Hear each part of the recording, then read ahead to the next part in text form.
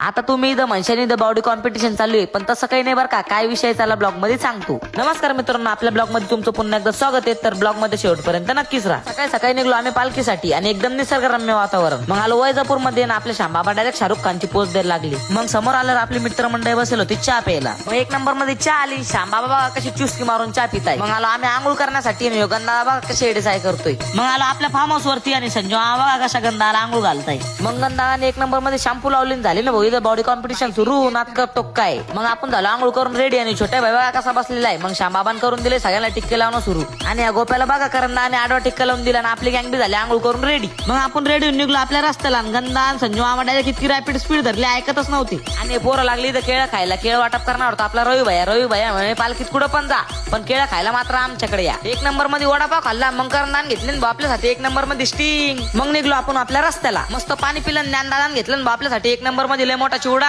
मग मस्त भेळ केली, कांदा लिंबू मिरची एक नंबर मध्ये. मग मस्त भेळ खाल्ली आणि डायरेक्ट आपल्या मुक्कामात जागेवरून पोहोचलो. मग शांबाबाने एक नंबर मध्ये चष्मा खाली केला आणि डायरेक्ट शाहरुख खानची पोज मारली ना भो. आजच्यासाठी एवढंच बास आहे. ब्लॉग आवडला असेल चॅनलला फॉलो करून व्हिडिओला लाईक करा. धन्यवाद.